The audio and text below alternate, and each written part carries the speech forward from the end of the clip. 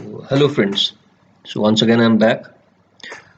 Today I will be discussing some of the mechanical properties of the materials because mechanical property do play an important role uh, in the design.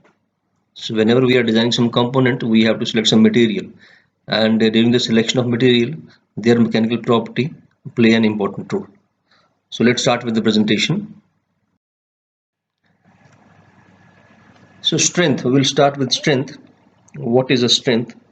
It's a very common word we normally hear in our daily life also. So on the same lines, we can define strength for a material also.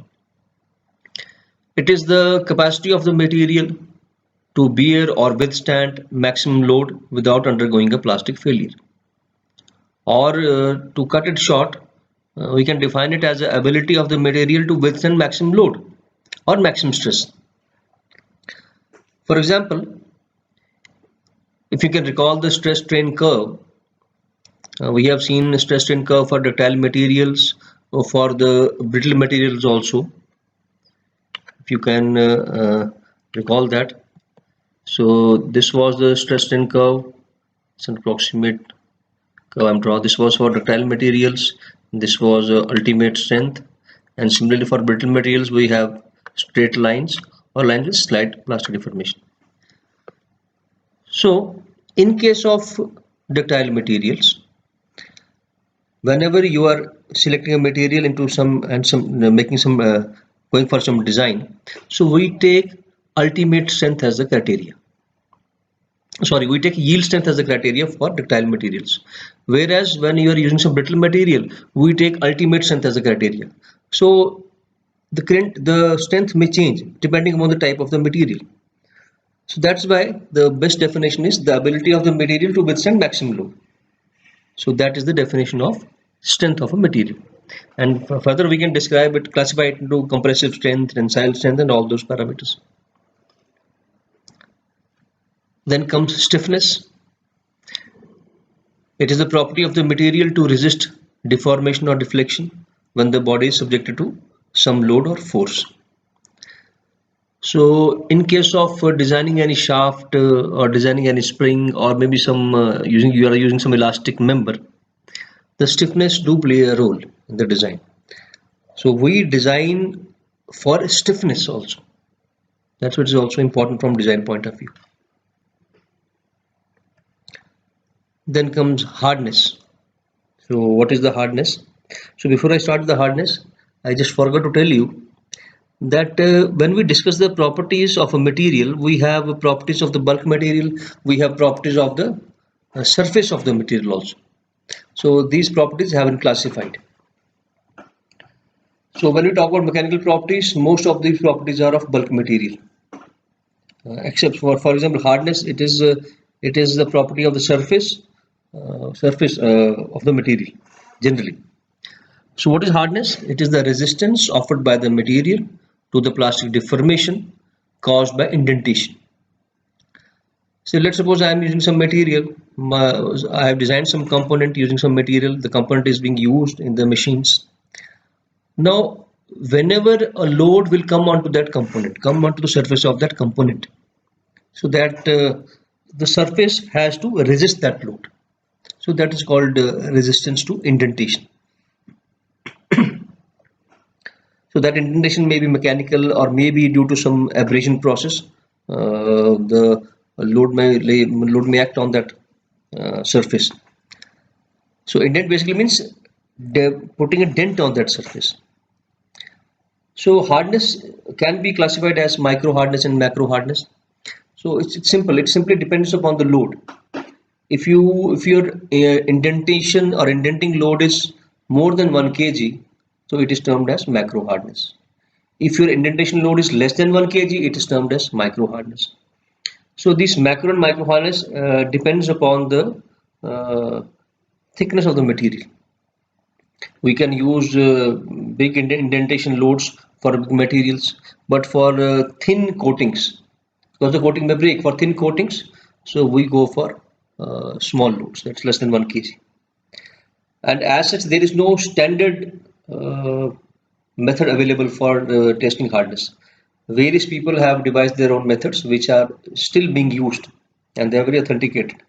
As we know, Rockwell testing machines are there, Weaker testing machine is there, Noob testing machine, Brinell testing machine. So we have a range of hardness testing machines, and we can use any of them. Again, they have their limitations also that depend.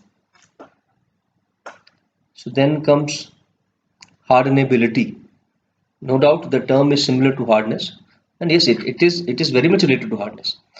Hardenability is basically referred to the hardening of material.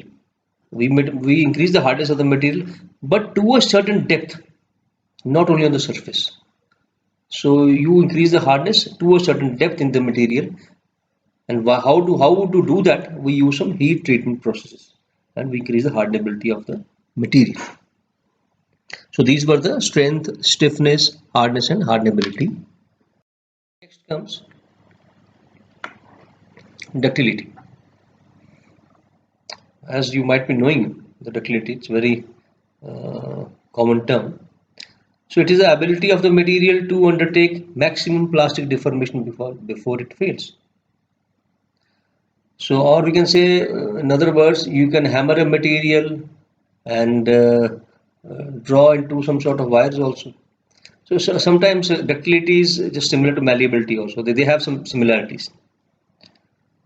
So it is expressed as percentage elongation or percentage area reduction during a tensile test. Let's see. Here I have taken a specimen. So this is the specimen, tensile test specimen, and this middle part is the gauge length. Now once this tensile test specimen is subjected to some tensile load, since the material is ductile, so what will happen? The length has increased. You can see the length has increased from here to here. The length has increased. So this is percentage elongation, and but simultaneously the area has decreased. At this point, the area has decreased. You can see the area is decreasing gradually. So the percentage reduction in area also. So it can be expressed as a percentage elongation or percentage area reduction during a tensile test. So opposite to this ductility we have brittleness. So the material is said to be brittle if it fails without being subjected to significant plastic deformation. So we say that our material is brittle. As if you can recall, during the discussion in the previous lecture, I told you about brittle materials. We can classify as pure brittle materials and some partial brittle materials. In pure brittle materials, I'll just try to show you that this is a stress strain diagram. In pure brittle materials, they fail suddenly. They fail at this ultimate point, they will fail. But one more category of brittle material is there where you have slight plastic deformation. So this area is plastic deformation, and then they will fail. So that is this is known as the brittle material. There is no significant plastic deformation, whereas in ductile materials there is significant plastic deformation. As an example, you can compare. This is a tensile test specimen. This is the tensile test specimen. You can see here, and whereas this is the test specimen for brittle materials. The brittle material, there won't be any necking phenomena. They will break. So just to give you an idea. So let's move ahead. Then comes toughness, an important property. So it relates to the energy absorption. So it is the ability of the material to absorb energy before it fails due to fracture. So if you remember the stress strain diagram, the final point is the fracture point. So till that point, what amount of energy it has absorbed, that is called toughness. So if the material is tougher, so it can be subjected to high stresses and strains. And for tough materials, they should have high strength and ductility. And it's simple, the area under the stress strain diagram, which we have discussed earlier also, that gives you the toughness. So this is a toughness. So this relates to the your energy absorption. So moving ahead, Poisson ratio. It's called Poisson effect also, given by Poisson's. A very important effect. Let's see what is Poisson ratio. See, if you have a specimen and you subject your specimen to tensile loading or compressive loading, so what will happen? There will be deformation along the line of the load. Apart from that, there will be deformation in the lateral direction also. So that thing was taken into account by Poisson effect. The deformation in one direction also causes deformation in other direction. And the relationship between the deformation in different direction is known as Poisson effect. So basically, by this effect, we relate the deflections along the different directions. Because we have a single body, let it be 2D or 3D, once you apply a load from one of the direction, if you apply a load along the x-axis, so there will be deflection in the y-axis also and z-axis also. It means they are related. So that relation was given by this Poisson, and it is called Poisson effect, and the ratio is called Poisson ratio. Let's see. Let's say this is a specimen. Now this is subjected to some sort of a tensile load. This is tensile load. So what will happen? Let's see. Now you can see in the linear direction the length has increased, but in the lateral direction the width has decreased.